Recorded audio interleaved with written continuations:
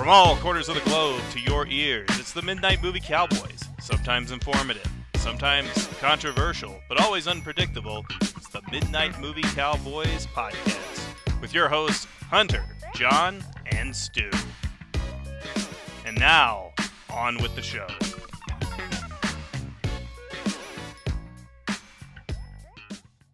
Hello, everybody. Welcome to the Midnight Movie Cowboys for this week after a bit of a delay. Apologies for that. I'll get into that in a moment. But you got myself, Stu, here, and his double chin here in Melbourne, Australia. And to my this side is John over in Denver. Yeah. Hello, everybody. With my pale skin, staying out of the sun. You guys have just hit summer, haven't you? Yeah. Just kind of started here like a few days ago. Oh, fly me to the States, because it is winter here at the moment, and it is cold. Really? What's the temp there right now? Today, the top is going to be 12 Celsius, which I think is about high 40s for you guys. 40, That's not too bad. 40, yeah. And great. When it gets down to the nights, it gets down to 4 degrees. So it's about, about mid 30s. Right. Yeah. It's, so I think Americans always think Australians have summer all year round, which isn't really true because you guys are pretty close to the South Pole, right? So there's there's still like a cold source there. So it's not it's not tropical all the time. And we're feeling the pinch at the moment, especially with the gas prices and shit are going up, and the political rant for a moment. All the interest rate hikes that have been happening. Mind you, no interest rate hikes for about six years under the Conservative government. As soon as the left-wing government get in, there's not one but two rate hikes. Nearly another, because money grows on trees to those guys. Of course, yeah. And there's another one coming next month as well. So the poor bastards who've got a very high mortgage, which thankfully is not us, but the other poor buggers out there who have got one. Yeah. As I was telling my brother last night, well, I think it was last night, I said, those who voted Conservatives out in spite because Morrison's terrible. Right. Well, if you want the shit, you've got it because you asked for it. Don't whinge when price hikes go up on interest rates, on gas, on electricity, which they're going, and the cost of living skyrocketing. Telling you now, mate, 3 years' time, when the next election is due, Conservatives are going to wipe the floor with this lot. They're going to be seen as the government that never should have been. However, we're not here to talk politics. That's just a rant I had to get off my chest. We're going to be talking about an episode of Kojak. Yep. But before that, a couple of things got to bring up. First of all, as you can see, there is no Hunter here.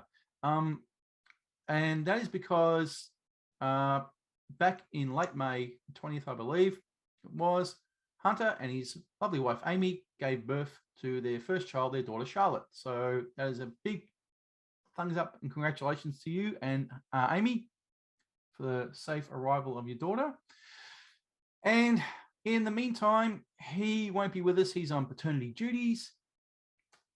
He said he'll try and get onto an episode here and there, but, you know, I'm a parent, John, you're a parent. You know what it's like raising kids.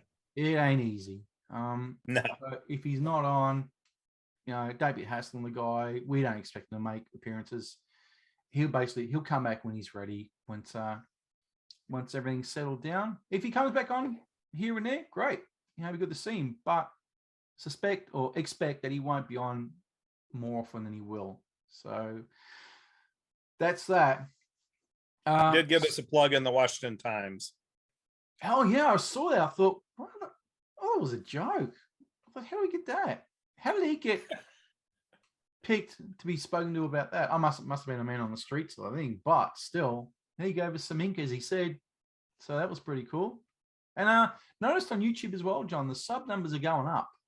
So really, yeah, steadily climbing. We're not getting 100 a day or nothing, but you know they're climbing each day. I'm checking the numbers. Okay. getting there. Slowly getting there. I still think of us as an audio experience, but yeah, I realize the YouTube channel has a following. Yeah, it's getting picked up. I mean, that that Jimmy Wang Yu episode's doing good numbers. Already up at 5,500 already. Really? Yeah, and that one's climbing faster than any others, even more than the Great Rock and Roll Swindle one, the infamous one that we did for some reason. Okay. The Wang Yu one. Well, I pushed it in some kung fu movie groups, so maybe a word of mouth is helping. Yeah, and Best I can think. Jimmy Wang Yu sort of carking it is helping Right. as well. In Death One shall prosper, I guess. Right. So yeah, this is a later episode than what should have been. We were meant to record last week. John sat by patiently. It's all my fault. I put my hand up and say, look, everything went to shit. It really did. My computer, my main one that I edit on, which is downstairs. I'm upstairs at the moment. You can see with the spare bed. The one I don't like recording on, but I have to. It's sort of necessary evil. Died. Just went shit itself. And I sat there trying to work out what the hell's going on. I tried to do an OS update from 1 OS X up to Big Sur, which shout out to Big Sur. Don't do it. It's a nightmare. So that was out of action for a few days. Rang the Apple Center. They said, yes, you can drop it in on this date, which is further on in this month. And we don't know how long we're going to have it for, probably a couple of weeks. And you're looking around about $500 to $600. I thought, oh, you've got to be kidding me. Boy. So anyway, I dutifully gave the task to my two oldest sons. I said, look, I'm stuck. What can you do? Look, I've got to go to work. It was one night, the other night. I said, I've got to go to work. Best of luck. See what you boys can do. 2 hours later, I get a text. No, Dad, it's all fixed. I thought, no, this is a joke. I said, have you done this? Have you restarted it? Oh, give me a minute. I'll restart it. Make sure it boots up. 5 minutes later, yeah, it's all good. Boots up. All right, can you shut it down? You do this. You try this. You do that. Half an hour later, after everything had been exhausted. Hey, Dad works all good. Fucking my two oldest boys, champions. Can't believe it. So it's just like every silly action movie of the 90s and the double O's. Yeah. Ain't that the truth, mate? It's like the teen hacker solves everything in 10 minutes and just, unbelievable. Gets a few codes in. I was like, I couldn't believe it. It's just dumbfounded that they managed to fix it. Yeah, soon enough, sure enough, I put it on the other night. Boots up just as normal. So, moral to the story before we get into a whip at your junk section: if you've got an Apple Mac, get yourself a time machine. They are the absolute godsend of godsends. Because without the time machine, I would have lost everything. I had to do a hard wipe of the entire hard disk, reinstall the old OS, and then uplift everything from the time machine, which lucky it updated literally just before it crashed and died. So everything's there. So shout out to my boys, Aiden and Christian, champions, Aussie heroes. All right.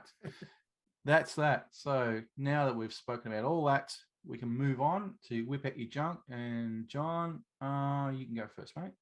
Okay. Picked this up at Best Buy when I was paying off my computer. It is Van Damme, 5 movies on Blu-ray, put out by Mill Creek. I mainly got it just. What's the titles on there? Because that's blurred out. Let's see. Jean-Claude Van Damme 5 movie collection. So nothing like quadruple the Van Damage or whatever. Mm-hmm. See his face there. Let's see. This has Maximum Risk, Double Team. It has Universal Soldier: The Return, pretty lame sequel with I think Bill Goldberg. Mm-hmm. Was it? Yeah. Also has the Hardcore, and let's see, the Second in Command. So there's a couple of dogs on here, but I wanted Double Team on Blu-ray. I enjoy that. Maximum Risk, I wouldn't mind giving another spin, and also in case they pull it off Netflix before I watch it. Otherwise, it was only like $5 at Best Buy, so I just figured, what the hell? Oh, $5, that's nothing. I was like, just have Double Team is worth it anyway. This, if you don't, let's see if I get it to not blur. Ultraman X which is not also put out by Mill Creek. They You seem might to want be to my switch main. off your blur function, John, in the background. I don't even know how to do it. It's All right, stuck that way. Okay, there you go. I There think we got it. Ultraman. Yeah, Ultraman X. This was a more recent series from Japan, feature the Ultraman characters, and is said to be actually the best of all the recent series. They kind of revamp it every year, every couple of years, but this one is supposedly the best one in terms of action and monsters and all that fun stuff. And this I found at a library sale. Let's see if I can unblur. Oh, you see some Jack Palance there. Mhm. This is Bronk, the complete series, which coincidentally was sort of because Kojak was such a sensation on 70s TV. I can't see if I can get that full thing there. Yeah, you can look up. It's Bronk, Bronk. But Kojak was such a huge hit. The other networks tried to do their Kojak style show by using a respected tough guy actor and casting them as a detective. So this was Jack Palance playing a small town detective or police chief, and he smoked a pipe, and you have your kind of 70s cop shows shenanigans, except in a small town. But it's fun. It's not bad. And there's a couple of actual standout episodes and a lot of mediocre ones, but I was glad to find it at a library sale. Cost me like a couple of nickels, basically. Oh, really? Yeah, it's a Warner Archive burn on demand title. It's not something they're going to try to stick in stores. It's more for collectors. Just real quick, have you found those things last, as in durability of the disc? I have not had one rot on me yet. So I've heard the stories, but I play these once, stick them on a shelf, maybe pull them off the shelf a couple of years later. I haven't had one deteriorate on me. I had a couple that didn't seem pressed well. Like I had a Steve Reeves movie, Sandakan, seemed to have a couple of glitches on it, but that's about it. That's the only technical problem I ever had. Okay. And I own a lot of them. So. Okay. Yeah. First one to rot on me, you'll hear about it on the show. Yeah. We'll call it the Warner Archives Rot Report. Rot rant or whatever. Yeah, rot rant, rot report. Oh my God, my Gildersleeves box set. It's totally faded. Yeah. You make it Rot Month. Just have a bunch of titles that are shit themselves. Rot Month. Oh, my Mike Henry Tarzan movies, all rotted. Yeah. Son of a bitch. Like my 7 Grand Masters DVD, which I don't carry out anymore because now I've got that Blu-ray box set. So. Oh yeah. It's irrelevant now. I got to sell mine to Second and Charles. Oh, I just got rid of my one last month to the thrift store. So take it. Yeah. Some bastards. If Second and Charles doesn't buy them, I just donate them to the thrift store. Yeah. And I try to alert people on Twitter where it's going to be. Oh, really? So check out. Yeah, I'll be like, okay, my Laserdisc will be at the Bear Valley thrift store. By next week. I try to give. What, the player or the movies? No, the movies. Like I'll watch a Laserdisc and I'm like, okay, I'll never watch this again. Donate it, get it out of here. Will you? Send them my way. They're going to be expensive as hell to send to Australia. Most of them are irrelevant. I mean, you could get them on DVD now and Blu-ray, and they're kind of pointless. There's nothing rare. I don't give away rare stuff. I hold on to the real scarce titles or the stuff that might have a unique audio track or special feature or something like that. Like those Bond ones had those commentaries, I think never made it to the DVD or Blu-ray format. Somebody put them up on YouTube for a little while. Some of the old Criterions that were legally questionable, and those did end up on there. And I think you can probably download them at like an archive.org type of site or something. I know they're out there because I've seen them around. Yeah. But really, all it is Terrence Young saying, "Oh, Connery looks fat in this scene," or something like that. It's always or Ian Fleming was a sadomasochist or something like that. It's nothing we would think, oh, what big deal, but you just couldn't say stuff like that on a commentary. You couldn't be too honest. Yeah. Sort of Frank Zappa, you can't say it in the commentary anymore. Yeah. Right. The commentaries are no fun. They have to go through lawyers now. When was the last time you even listened to a commentary? I don't think I can think back from the last one I heard. I might have listened to one of the Shaw Brothers commentaries, maybe, but I can't really recall, to be honest. I just ain't got the time to watch a film with the commentary. Well, with my job, I used to be able to run stuff in the background, but the format of my job has changed. I can't really do that anymore. I can only play music or a podcast. I can't run a movie or a silly old TV show or something. Can't do that as background. So I haven't had the time for commentaries. That used to be how I listened to them. Yeah. You do other things, you clean in the room, and then you listen to a commentary. Yeah, true. All right, got anything else? That's it for me. That's it for you. All right, I've got quite a bit, so I'll rip through them real quick. So first up, get through the movies. There are actually some movies this time around. Shock horror. There's this, which I'm not going to go into any further because I did a whole unboxing of that, which you can check here on the channel. And it's the reason why I wanted to give that its own thing, because it was such a premiere piece that deserved more than just me going, got the Warriors next. I wanted to go more in depth with it. All right, some more movies I picked up. $2 at a thrift store the other day. The Producers on Blu-ray. Oh wow! In excellent condition. Is that the remake? No, that's the original with Mel Brooks. That's the original. Oh, okay. Zero Mostel. Wow. Sorry, Jim Wilder and Zero Mostel. Mel Brooks is one. Okay. That was $2. That was basically brand new. Picked up this one. I still haven't opened the shrink wrap on this yet.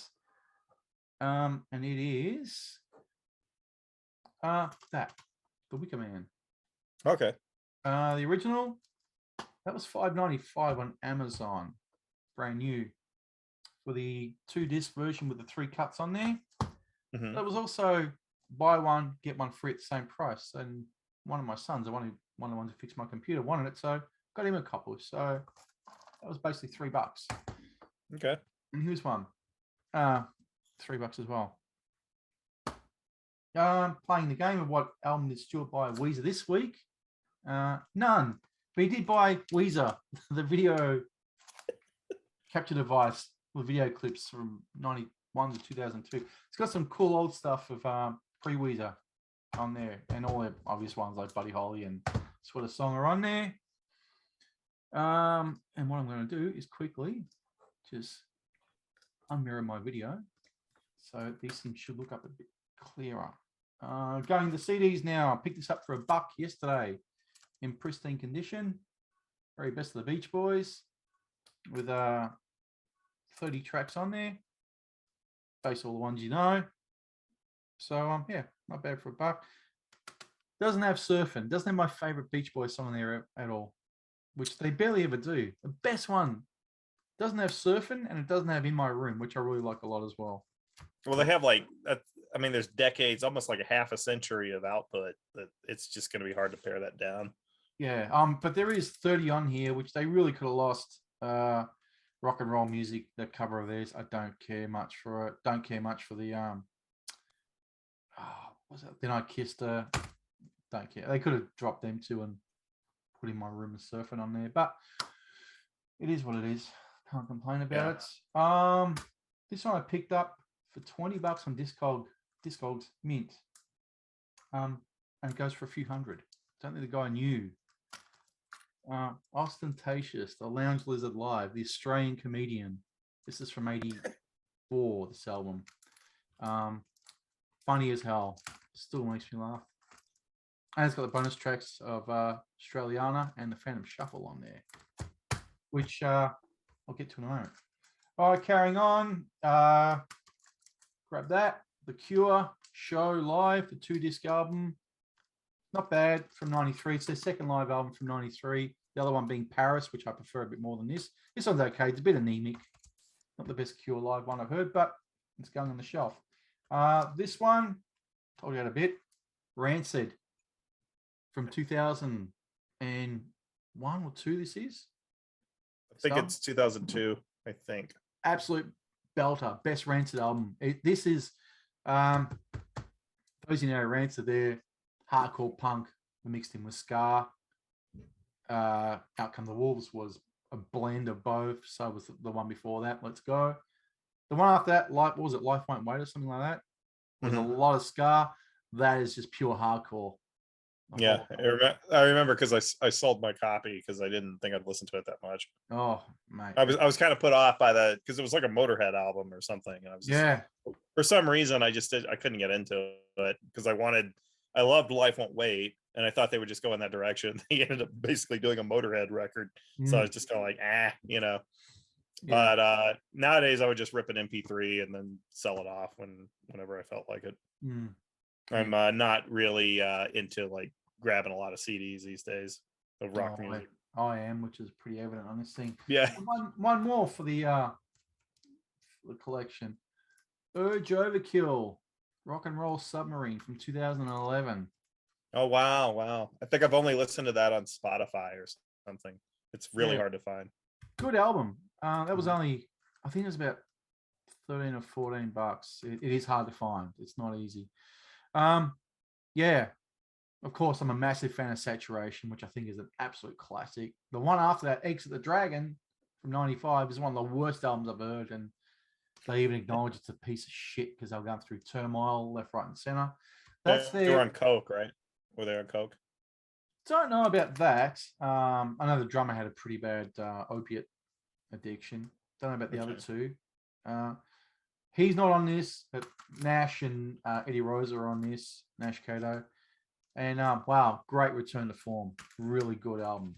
They got a new one that came out a month ago or something, which I've not heard yet. Now. Yeah. They seem to put them out very sporadically, every 10 years or so. But they won't be doing that too long because they're getting on like all of us are. All right. Getting down to the wire with this. I went to a record fair 2 weeks back, I think it was. 2 weeks back, yeah. And haven't been to one in years because been sort of shut down because of the cough. But went to one, thoroughly enjoyed myself. Except for those assholes who sell AC/DC albums for $150 you could get for $5 back in the day. Yeah. That. But these ones I did find cheap, and very happy I did. First one is Miss Janice Ian and Night Rains. Really like this album a lot, and it's got Fly Too High, which I love that song. Have done since I heard it back in... This is 79, I think it is. Yeah, 79. This one. Great chill out soul album. Janice Ian, great singer. That was a $5. This was a $5 as well. More ostentatious. The Phantom Shuffle EP, the 12-inch single, I should say, sorry, from 84. If you listen to the Phantom episode that John and I did many, many moons back, and you hear the opening intro with Paul Hogan as Phantom, then you hear the song, which goes, Phantom, here he comes. It's that, ostentatious. Yeah. I got my Phantom Hermes press. Very nice. It's my nightstand reading by my man cave couch or whatever. So yeah, never get too much Phantom, that's for sure.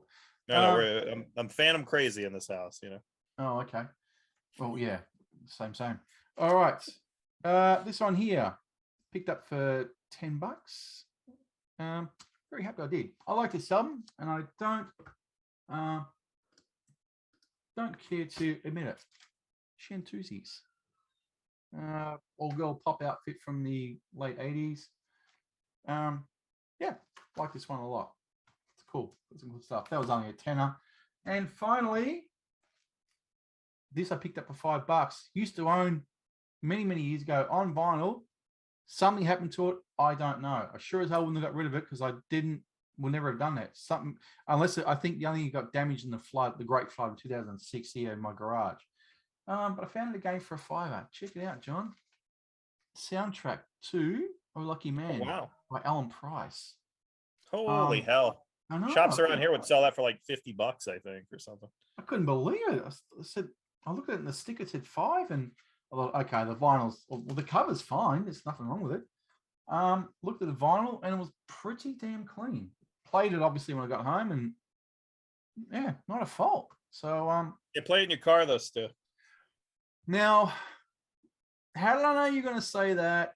I know there's probably some good tracks on there that the fans don't appreciate, but you know what, John? Just before we get into Kojak, honestly, I was thinking last night, I'm getting tired of streaming. And yes, people say, "Oh, you idiot!" Just hear me out. because the experience that you and I are very, very, very close in age, only by a few months. Mhm. The experience of going out and buying music, whatever format we're talking, Mhm. is dead. It's Yeah. There's no experience. I used to, as a teenager, every Friday night after school, I'd be down to the city, catch up with my friends, down to the metal store, I'd be buying an album. That's Mom, can I have $20? She'd give me $20. I go buy something. And you come home with, that's how I got my Exodus, Bonded by Blood, back when I got my Metallica. Blah, blah. So that was an experience. That was something to look forward to. Now, for instance, Dream Machine, a band I really like, the husband and wife duo of Matthew and Doris Melton, put out the new album a week ago. I thought, it's on Bandcamp. I can buy it right now and download it now and burn it to a disc. But where's the experience of going to the store saying, hey, I want the new Dream Machine album? There is none. Yeah. So that's my rant against streaming. Am I going to stop streaming? No, obviously not. But I just want to, it's not going to happen, but I want to get that experience of going back and buying something. I'm actually going tomorrow being Saturday, into a few record stores, got all my chores, all the things done in this house needed done through the week. Said to the wife, this weekend, I'm off limits. Yeah, cool, no worries. I've got things I want to do. I'm actually going to a record store tomorrow to pick up Misfits Walk Among Us on vinyl they've got there. So just to go in there and just have the experience of going in, picking it up and saying, wow, cool. It's just good. And that's not really priced, something about $30, so brand new. So that's my beef with streaming. It's really killed off everything, but is the times is what the times is, I guess. Can't sort of. We take it for granted. I take it for granted because, like, I got Spotify for 3 months with no ads for $10. I bid on that special right away, and I think I've used it maybe 2 hours since signing up like 2 weeks ago. Oh, really? That's it? Yeah, just because I take it for granted. I don't think, oh wait, I got Spotify. I don't even I haven't even heard the new Liam Gallagher. Usually I would listen to his new stuff right away. Yeah. And haven't even heard a tune yet. I haven't even bothered to get on Spotify and do it. Maybe it's the job or whatever that I do, but I just don't think about it, or who knows. Yeah, I hear. But I take it for granted. I should be listening to all the rare stuff they've got on there, and I just don't for some reason. Maybe I need to go on a Motorhead binge and get back into rock music or something. Yeah, well, it won't hurt you, that's for sure. But like last night I heard David Lee Roth's Crazy from the Heat EP. I thought I just want to hear it. I haven't heard it for a little while. Yeah. And wow, I really enjoyed it. But I want to have that 12-inch back in my hands. And now you're probably looking at a few bucks for it. But it's just nice to have that tangible product in your hand. Again, whether it's vinyl or it's be CD. Well, that's not on CD. That's another thing. That's another rant for another time. What the hell is going on with some things never out in CD? But again, we'll save that for another time. Oh yeah. But that's one of them. I thought, what would stop Warner Brothers from putting out the Lee Roth stuff in a little box? Those classic original 5 albums for $20 things. What's wrong with them putting out Crazy from the Heat, first time ever on CD, even put a sticker on anything? Hit 'Em and Smile. What's the one after that? Just Like Paradise album. Oh fuck, I forgot the name of it. The one. Then there's a Little Ain't Enough, and then Little Ain't Enough, and then there's Your Filthy Little Mouth, and and then I think he went indie label after that, or I might be wrong, but I think he did. So there's nothing, so there's nothing in stopping Warner putting that out, and people will buy just for Crazy from the Heat as a vinyl replication disc cover sleeve. Yeah, but they don't do it. They don't bother with this stuff. It's just... Maybe he's hard to deal with. I'm not sure. And it also could be he's kind of a meme now because he keeps getting all this publicity for being old and retiring and everything. And maybe there's just some sort of disconnect with the marketing department. Also could be Warner Brothers is purchased by AT&T, and they may be a little more careful with how they throw around their money for releases and taking less risk. Seems to be all about HBO Max and what few things they release in theaters, like the Batman. And meanwhile, DC Comics is going to shit. I can't think of the last thing I heard that was released on Warner Brothers records, actually. I think the Liam Gallagher stuff is released on Warner Records, so I don't know though. But they are, sort of known for putting stuff out. I mean, they put out a massive ZZ Top collection, all the Warner stuff of ZZ Top in a pretty sweet looking box, and they've done it with other bands as well. I got that, but that was like 10 years ago, I think. I think it was still available. Yeah, it's still available. Yeah, no, it's still around, but it's like, as far as new stuff goes, it's weird because I feel like a lot of these companies have dropped the ball after the whole COVID thing. It's like they just stop producing, they stop putting out interesting stuff. I kind of get it because of retail and everything, but with Record Store Day back and everything, come on, let's go full force and try to bring retail back, I guess. But maybe they're giving up. I don't know. I can't make any predictions about retail business and the commercial market these days for music or anything. No. You're the Grim Reaper of human beings, not business. I don't want to say anything because who knows how that might apply. I mean, hey, Top Gun Maverick is making like $1 billion, so that's a good sign, I think. Yeah, good. Bring the movies back. Maybe something will do the same for music, and whatever. It's already enough people watching TV. Probably too many. Yeah, a bit too much. But as we prep to discuss a TV show. Yes, we certainly are. Okay, so now, as John mentioned, we're going to get into the topic for tonight, which is Kojak, episode 1 of season 1, Siege of Terror. 1973, Telly Savalas, with a guest appearance by young Harvey Keitel. Yes. Now, what do you reckon? We don't have Hunter here to do dueling Keitel impressions. Yeah, I know, right? Yeah. Kojak, I'm gonna kill you. Yeah. It wasn't quite that Harvey yet, but he wasn't quite there, but he's almost there. He's like 88%, I'd say. Yeah, I know. Now, was this off the back of Mean Streets he got this, or it was the same year, wasn't it? I think it was after Mean Streets, because that wasn't like a major box office hit. It was like a kind of a critical hit, but not really an audience hit in that way. I mean, not the way like Goodfellas or Casino were in the 90s. So I think he was probably still a character actor getting work, and that included doing some TV appearances. Because David Pruitt from Mean Streets is in this as well as the I think he's the cop who gets shot. He's lying on the floor where the siege is. I think that's him. Yeah. So I wonder if Keitel sort of said, "Hey, this guy might be good for the spot." I don't know. Well, they definitely went out of their way to get East Coast actors, like New York actors. You had to, because they were setting the show in New York. There is a lot of scenes filmed in New York. However, the whole siege situation looks like the Universal backlot. They basically dressed up their city set that you've probably seen in thousands of TV shows, from Alfred Hitchcock Presents to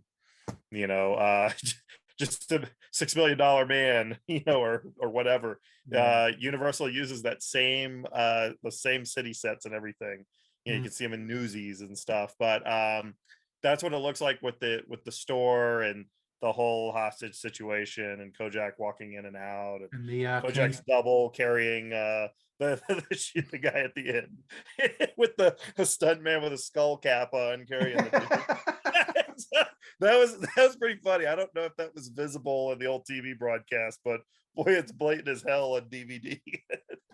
Speaking of the DVD, which is this set that I've got here, this nice $50 purchase. This one, very well spent. I don't know about the one in the US, but this is the Australian release by Shock. Sorry. Has Vision got a hand in this? No, just Shock. All right. I don't know about the American one, but goddamn, this looks good on DVD. It looks damn good. Well, the season 1 we got in America looks good. I've never seen the subs. I think only 2 more seasons came out on American DVD because Shout Factory got the rights. And of course, instead of putting out a big comprehensive set and making it easy on us, they did individual season releases, which never do well. And Money I don't think time. those were doing well past 2005. So I've never seen those. I don't know what the quality's like. I've only seen the first season of Kojak, even though I remember it being extremely popular when I was a kid. Like it was probably the most popular cop show on TV. Yeah, it was You know, huge over here. Telly Savalas was just like, that was movie star charisma on television. So he got the viewers like crazy, and he was a very respected and loved presence on television. And he was so like that ABC had him doing sports commentary on the wide world of sports. And like there's a clip, I don't know if it's still on YouTube. I'll have to put it up on the group if it is.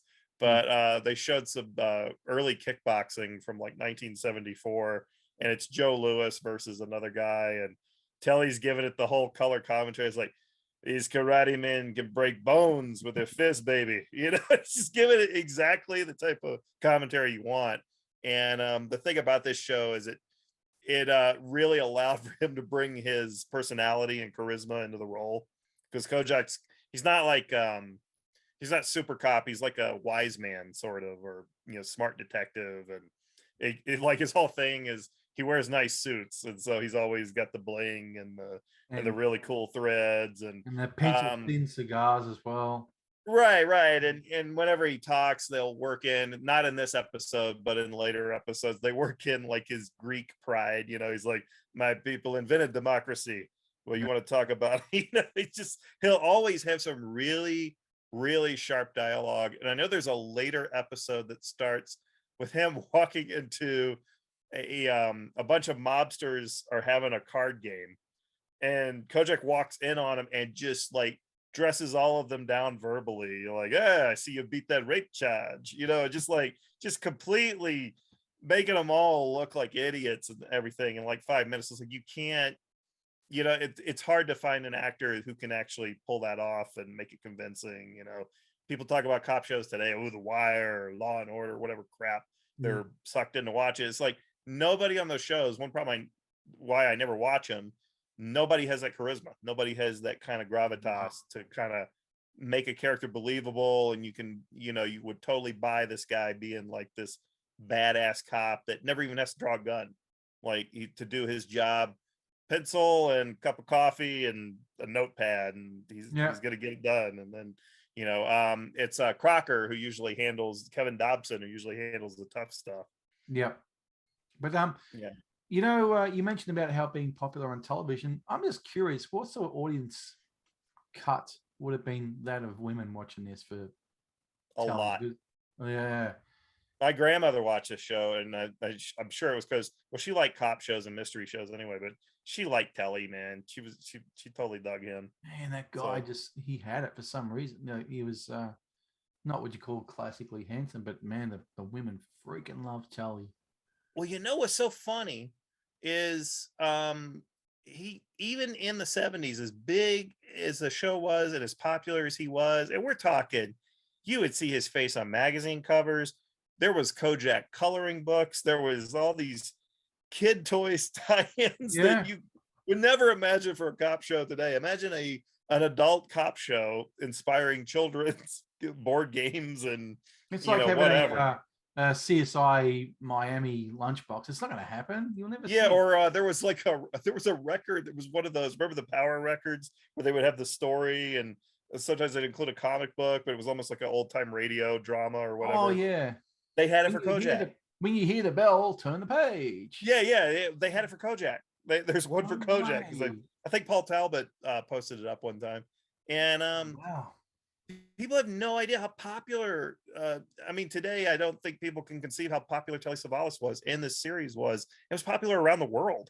But like he was on the cover of like kids magazines like Dynamite. That's just how big, and he transited. Now, this is what I find funny. He did not start a trend of men shaving their heads. No, men still had the terrible Larry Fine hair out the side and the back and the dome, or wearing toupees or something awful like that. He didn't start it. It's like that wasn't popular until like a wrestler made it popular, Stone Cold Steve Austin. Then you saw men more willing to shave their head. You know, it wasn't Vin Diesel. It was a friggin' wrestler. But it is interesting to me that Telly did not launch like men shaving their head type of trend, you know? You know, I thought about that, and I thought, was it Telly or was it Yul Brynner before? But I didn't think Yul Brynner didn't have that much of a presence to warrant a man. No, and plus he was like Yul Brynner would star in a western, he might star in a thriller, and that was kind of all he was known for. Was kind of like, he wasn't like a Charlton Heston or Clint Eastwood, where he was going to start a trend or something like that, or a look. And he was kind of like a unique leading man. It's hard to think of any sort of comparison you can make today.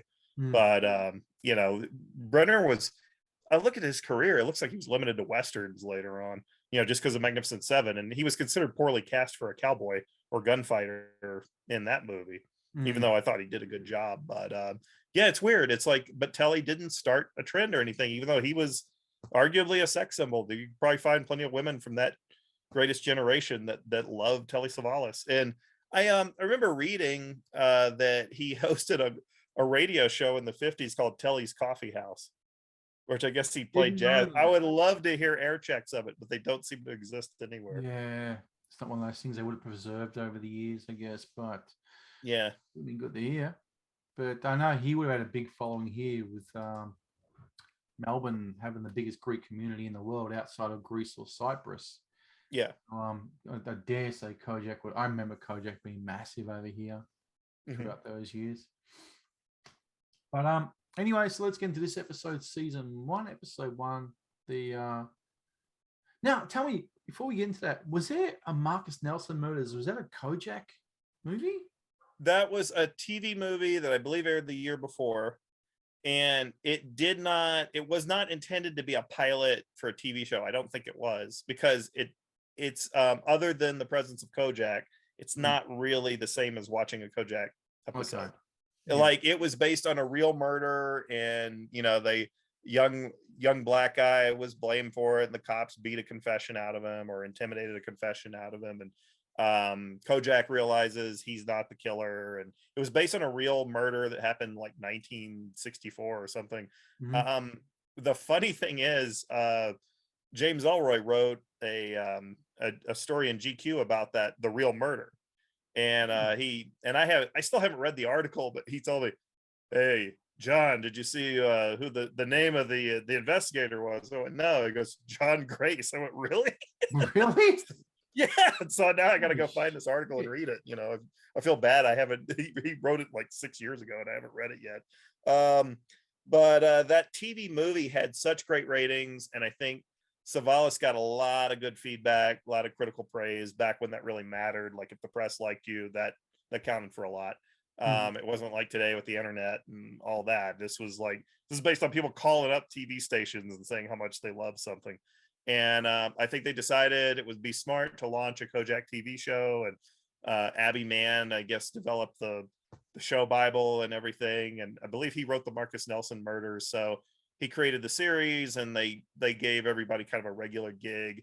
If you watch the Marcus Nelson Murders, I like it. Marjoe Gortner's really good in it. He plays the real killer, and he has a pretty good performance. And it's good. It tends to go on a bit too long. It's a really long film, especially for a TV movie. It's not very tight.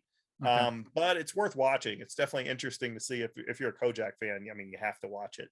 And but the TV show was, you're formatting it to a 50-minute cop show every week, so it's completely different.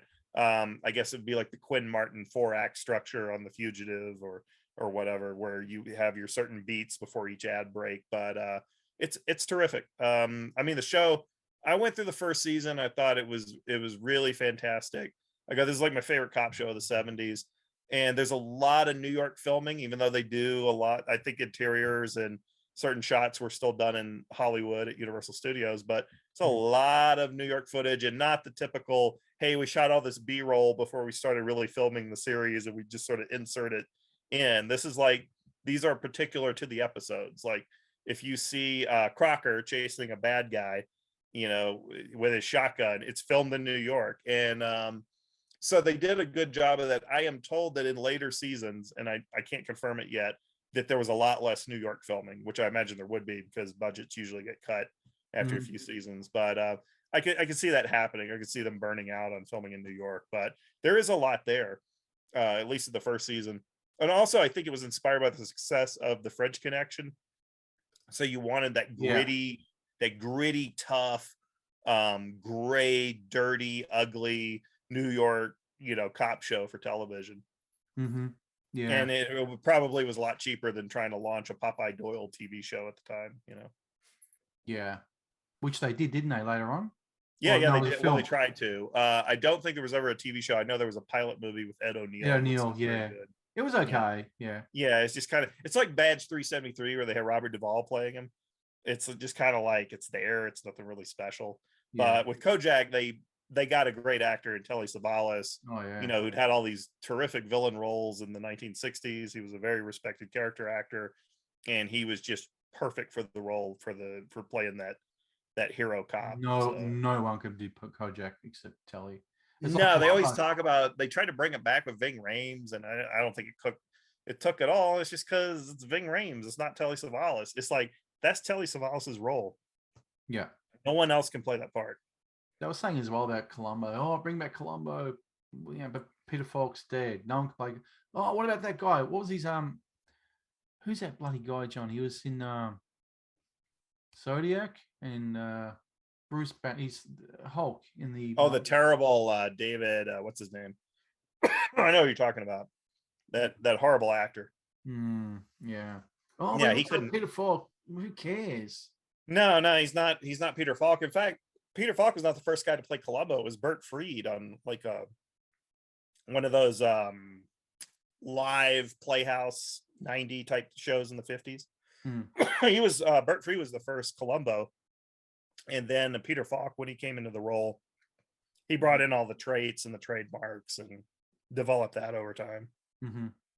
So it can't be anybody else because it's very distinctive to Falk, and Falk was also an excellent actor. There's nobody like that, not even today. People don't know how good he is or how good he was. He's sadly no longer with us, but man, I remember one of the funniest things I saw was Peter Falk in Maid. My brother and I went and saw Maid at the theaters, and we just pissed ourselves laughing. He is a riot in that movie. Oh my god! Just if you watch that movie, just watch it for his scenes. Yeah, he will crack you up. He steals the entire film, and I really like Maid a lot. I really enjoy that film. Don't open the envelope. This one's already written open. Asshole. But so anyway, this episode of Kojak, pretty straightforward. There's a bank robbery that goes on at the start, and one of the robbers has got, surprise, a Frankenstein mask on because it's a Universal TV show. So let's shoehorn Frankenstein there because we own that visual rights, the image rights of that. So basically, they hold up an armed vehicle or I'm trying to think of money thing. You know, they call I can't think properly at the moment. Those things, yeah. What do they call them? Armored truck. Armored truck. That's it. I couldn't think of it. Yeah. Words. Yeah. Armored truck gets robbed.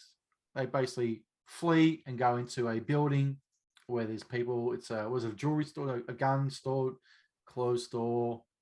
Yeah, it was a sporting goods store with guns, which I can't imagine in New York. I don't even think they had them back then. But yeah, New York's always been kind of an anti-gun area, I think.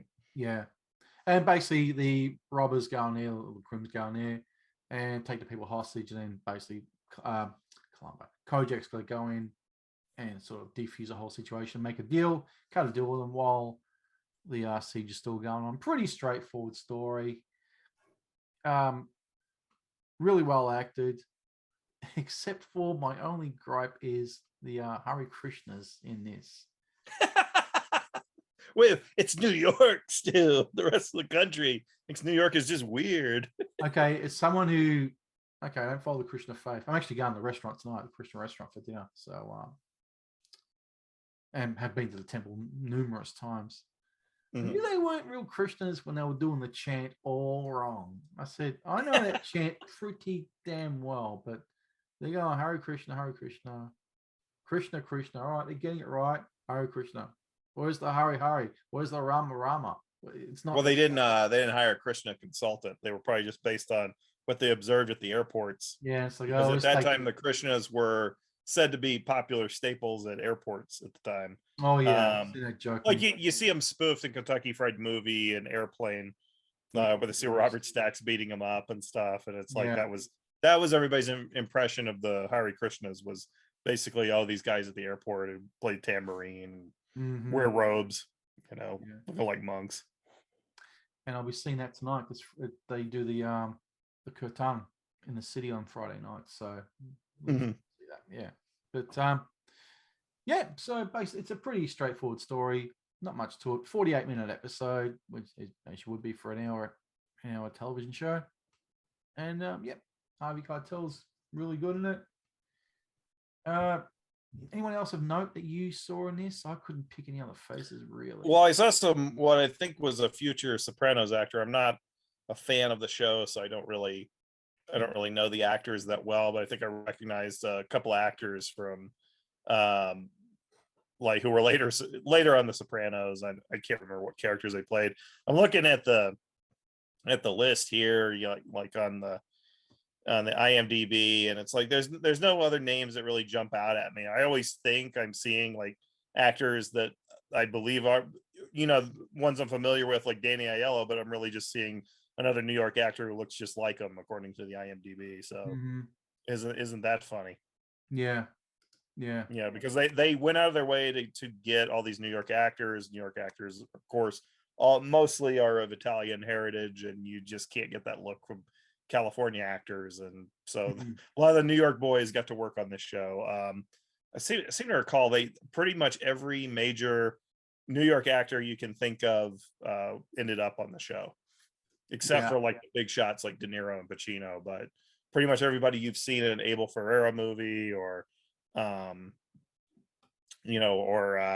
Scorsese film and bit parts ended up on this show sooner or later.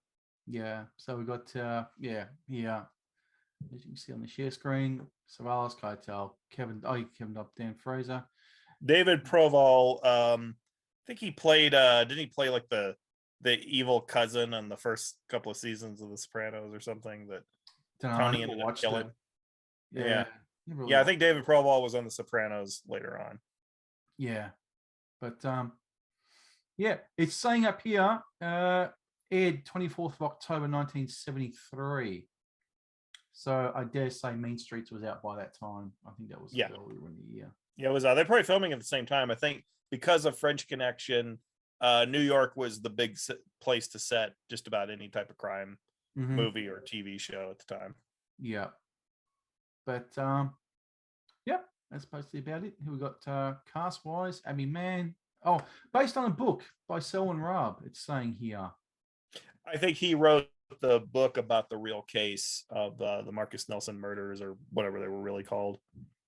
Okay, now this book would be a novelization of the TV show, or a TV show isn't doing of the No, book? it would be the true crime book that the show is derived from. Okay then. Because what probably happened was I haven't read it, I haven't even seen this book, but Selwyn Raab's book was probably optioned because they were going to do a TV movie. And then, of course, they don't use real names in the TV movies back then. So they would say, okay, he's Lieutenant Kojak or whatever. He's investigating this. And but the original writer still gets a credit. It's kind of like this came up in conversation not long ago with somebody else, but the Stallone movie Cobra. Yes. Remember that? Never seen and it. I know, but obviously.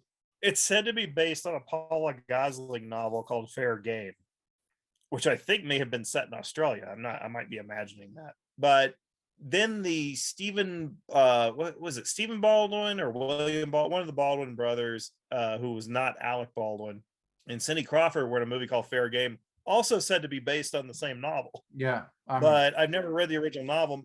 From what I understand, the original novel has one hitman chasing the girl and the cop is protecting the girl. That's Daniel Baldwin. So what I think is they found the story to be similar enough to Cobra when they were writing and developing Cobra that they went ahead and just bought the rights to the novel, so you couldn't say, oh, Paula Gosling would be able to sue them or anything like that. And also the same thing with the Joel Silver production with Baldwin and Cindy Crawford. You know, you could say, oh, okay, it's close enough, same theme, but we'll just pay her a nominal licensing fee so we won't get sued or whatever, or we'll use this option so you might think this is a little classier than the usual action production because it's based on a book. You know, who knows how they think about these things.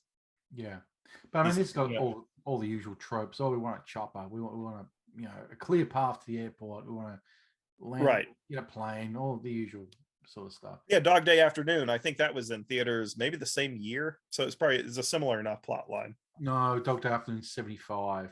Was that 75? Oh, okay. So this predates Dog Day Afternoon. Predates that. And actually, I think the real case was either might have been 73 or was it 72? So this may have been slightly based on that story, I think. It might have been. I wouldn't be surprised if they based it on real New York crime scenarios and, you know, fictionalized them for TV, of course, or, you know, just like Law and Order does that now. They take real cases and basically kind of exaggerate them for TV and change the names and everything. Of course, because you know, they've run out of ideas. So they just got to open the paper and take from real life, you know. Yeah, but yeah, I mean, it's a pretty standard fare. I really enjoyed it, I would say. What did you think of it as a first episode of a first series? Is it a strong opener? It's a strong opener, and I think it's a good way to start a series like that, and obviously it worked like gangbusters. But when you make it as a tenser, almost kind of like almost an action thing, but not quite, because the later episodes are more dialogue based. There's no shootouts or anything like that. It's like they're pretty much they're more like that scene where they rouse the junk man who's got the mobster, you know, in the place of business, and Kojak's hiding in the junkyard, right out, hey, fat boy, you know. Yeah, fatso, fat boy. Yeah, hey, fatso. You know, it's like that's more what you typically would get from Kojak was cops going out, talking to people, interrogation, arrest. You didn't get like shootouts and fight scenes or anything. Calling the brother, Harvey Keitel's brother, his sweetheart. It's like yeah. It's just like it's funny, right? He has a great the way they did that character. I don't know how much of it was Telly improvising or whatever, but they do it in a way where he's just every time he's dealing with these criminals, he's got them no matter what. He's got the wit. It seems to have Telly's indelible stamp on it. There's got to be some of that injected from him directly in his personality. Yeah, I don't think he would have done the series had. I mean, I know the lollipop was his idea because a couple of years before he was in a Mario Bava thriller called Lisa and the Devil, and I think he said some lollipops in that. Yeah, I think we knew it as House of Exorcism. Yeah, this is a different. Yeah, it has several titles. Yeah, right. Yeah, I remember seeing that with that sort of garish cover of Telly with this red hue light on him or green one or something, looking rather sinister on the front of the videotape. But yeah, I mean, getting back to this one being a siege of season 1, episode 1. We go back to Minder that we did last episode with Nez. Mm-hmm. Season 1, episode 1 of that is called Gunfight at the OK Laundrette, which is a siege inside a laundrette. Yeah. It seems this pattern of siege has been the opener to the first season. It could have been just sheer coincidence. I don't know. Could be. That's a good episode. That's a really good episode, that one. So it probably takes that harsher tone that this should have taken and injects into the Minder one, but we are talking nearly a decade later, or at least half a dozen years later, right, than the Minder one was. But I mean, it doesn't detract from the fact that this is a great episode. And one, we can't go into too much. We're going to speak more about Kojak as a show, but it is one worth watching, and we don't want to give away the ending. It's not much of a show. It's not an M. Night Shyamalan ending and nothing like that. But no, you're not. We don't want to ruin it. But look, I think it's a strong opener. It's a one that would make me want to say, right, I want to watch the next episode. Would you really wanted to today, but I'll obviously have to get ready to, do this. But I'll be watching a couple more over the course of the weekend coming up. So it's a reminder for me to pick up that complete series on Region 2 since it's so reasonably priced in other countries. If You know, not like if it came out over. I don't know why they haven't issued it out over here. At least, I mean, we've gotten Rockford Files in a reasonable, you know, complete series box set, but for some reason Kojak is not, like, there's no demand for it. I think he's kind of forgotten in the pop culture, I think, because this show, I can tell you, in the US is not rerun daily anywhere. It's not like it was not a popular TV syndication. Yeah, I mean, it's sort of some of more of these subsidiary lower channels here that you get, the sort of second tier channels. You do get a lot of television shows. The Streets of San Francisco is one of them. A show I enjoy. Some of the more like Rockford Files, as you mentioned. Yeah. I don't know if Columbo gets much of a run these days, but Kojak is forgotten, and sadly, because there's a still a demand for it. But I mean, if you want this set, this one, which I will hold up again, I would try eBay Australia, because I believe this one is an overstock. It was still sealed, so it's all brand new. But I think it was bought by a company that deals with overstocks, who are the company that Shock, who put it out. The price point in this when it came out was about $120. It was not cheap. Yeah. I know so many people are going to buy Kojak at that price point, even with a 20% sale at JB Hi-Fi, because this thing, shows like this don't really sell on Amazon Australia. They do sell some. It's more your JB Hi-Fi's going to define that sort of thing. But I'd be looking on eBay, because I found mine for about $50. So you may get yours, for about 80. Well, on our Amazon, there's a UK set that's like $69.99. US or pounds? Yeah, US money. Yeah. But then you got the freight on top, haven't you, of that? They'll probably hit me with a tax charge and shipping, since they've gotten bad about that. Damn, man, you guys have got it rough over there. Anything over 49 Australian dollars here, if you order it from any Amazon anywhere in the world, it's free shipping. So right now I've before we were recording the show, I was looking. Umbrella Entertainment, your neighbors, are having a big sale right now, and I was just going through, and of course all the really unique exploitation stuff is already sold out. Like Alvin Purple, gone. Alvin Purple. If you're talking the DVD, because I know there's not a Blu-ray of it, hold your horses, because they are running that. Was it that Sunburst Classic series, which is the oldest 70s Australian movies? And a lot of people are asking, when Umbrella post, they're going, Alvin Purple, Alvin Rides Again, Melvin Son of Alvin, the Alvin television series from the 70s. I dare say there's a box set coming up of that sometime later this year, maybe early next year. I think Barry McKenzie was available. I think, but I'd look at it again. Dame Edna. They actually tried to push us something over here. Yeah. Because Rupert Murdoch loved her or him. Well, Barry Humphrey. Yeah. A local fellow as well. Very local fellow here from Melbourne. But hold off on the Alvin Purple. I think there's a box set coming to that, because I believe next year is the 50th anniversary. It may be. Or was that 74? I can't remember. But I think they've got the rights to Alvin Purple. Alvin Rides Again, which is it's okay. It's not great.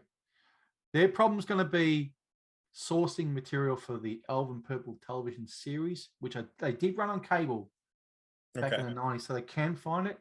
I think their problem's going to be Melvin, Son of Alvin, and that first 5 minutes are going to get them into a lot of trouble with the censors. I fear it's going to be cut, because it is quite shocking. I mean, it's meant for comedic effect, but if you're laughing at some of the things, watch that first 5 minutes if you can find it on YouTube, and you'll go, "Oh shit! How did this get made?" And again, none of it's done with a malicious intent. It's just done with really twisted Australian humor. Right. Oh boy, in this day and age, I think they're going to struggle to get that one out uncut anyway. Right. But hold off on that. Watch this space. Anyway, we better wrap it up in a few minutes' time. Now, what are you going to give this episode as a rating? I give it a 7. It's a strong start. I remember better episodes from the first season.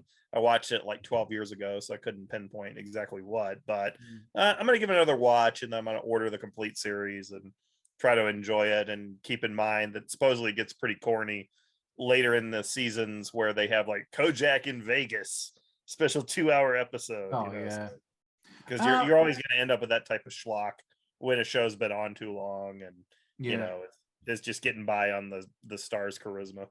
Yeah, wasn't there a 4-movie set that's out on DVD? I know it's in the US.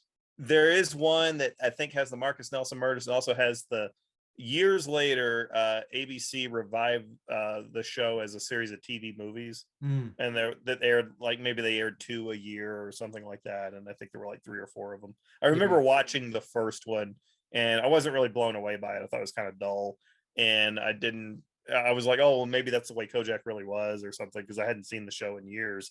Like I said, it was not syndicated widely. So, they might be pretty good. I just haven't seen them in ages.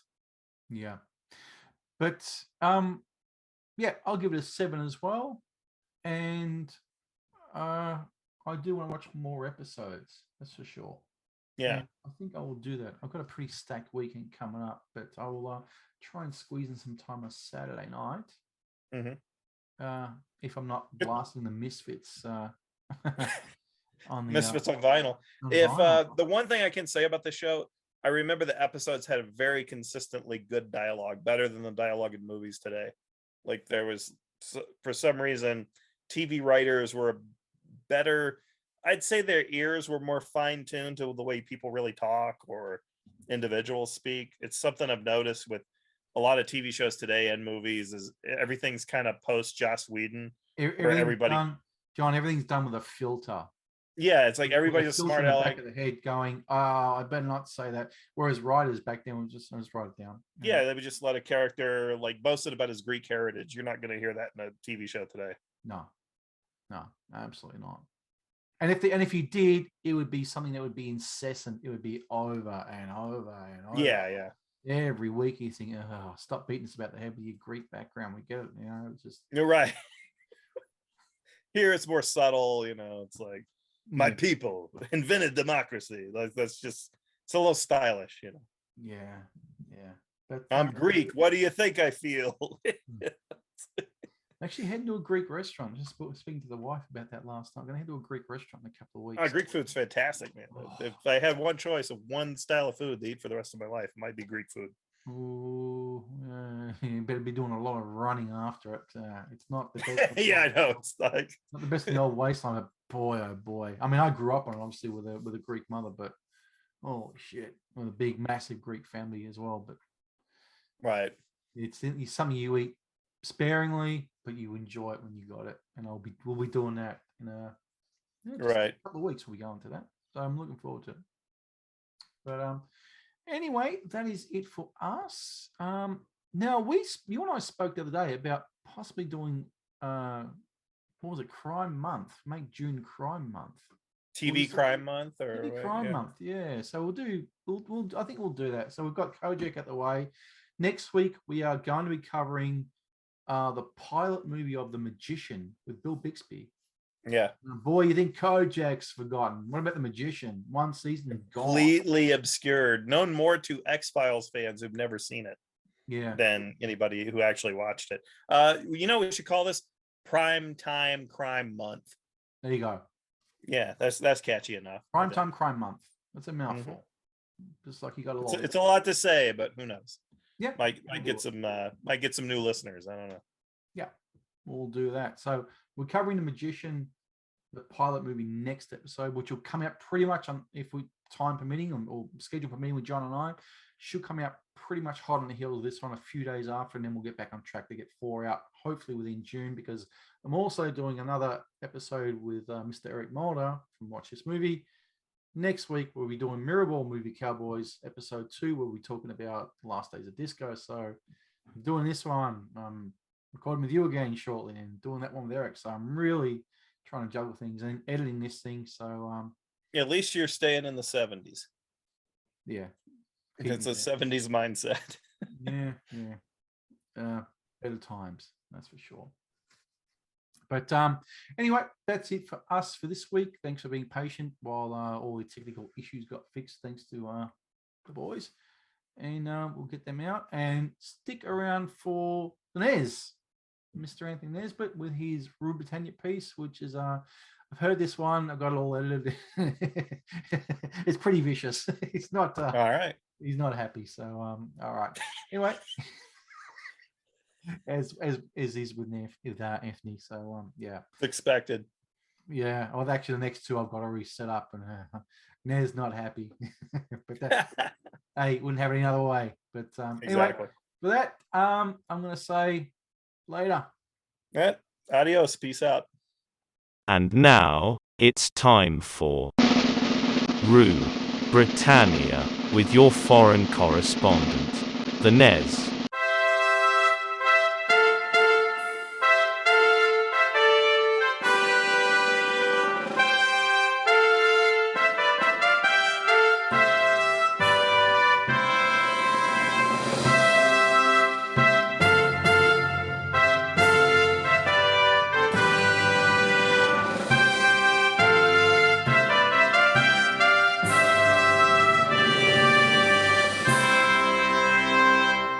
In a move that will surprise nobody other than BLM activists on Gallifrey, and let's face it, who the hell knew, members of Parliament disgraced themselves yet again last week when a Tory MP was arrested, then bailed over accusations of historic sexual assault, dating back to 2002 to 2009.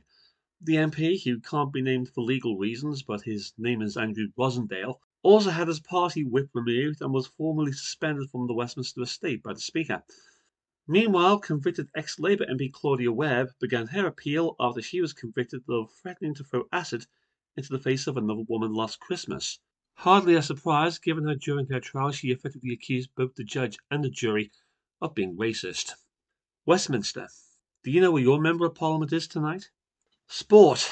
And English football was rocked with its very foundations yet again when a professional footballer came out of the closet as gay.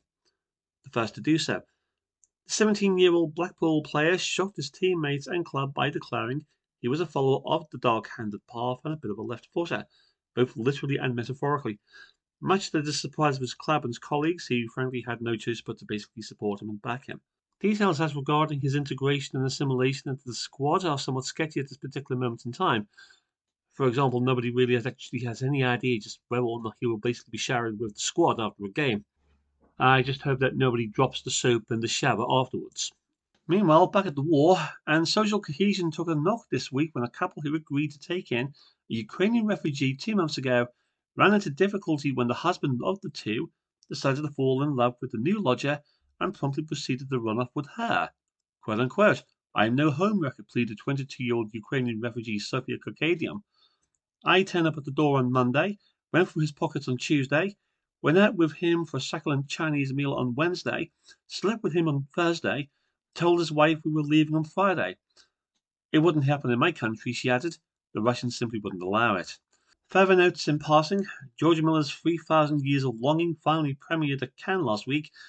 His latest rapid-fire caffeine fest resulted in 78 viewers suffering epileptic fits. Meanwhile, Top Gun Maverick opened last week to rave reviews. Hope the bastard burns. TV chef Jamie Oliver confesses in a heartbreaking TV interview he doesn't see his children anymore. Lucky sods, I can only envy them. And a former Labour Party staffer is awarded £435,000 at an employment tribunal after proving that her ex-boss sexually assaulted her, he being a Labour MP. Not so much Westminster, but Pestminster. And finally, Boris Johnson paid a visit to Lancaster House last week to address the congregation of the UK's ambassadorial corps. Britain's ambassadors were summoned from their posts overseas to hear Shirley's address, which consisted of him opening a can of beer with his teeth, telling a couple of Pakistani gags, boasting about his score on Missile Command for Atari Flashback Classics for the PlayStation 4, and his wife's current training for next year's Grand National. Loves her oats. Does Shirley really enjoy being a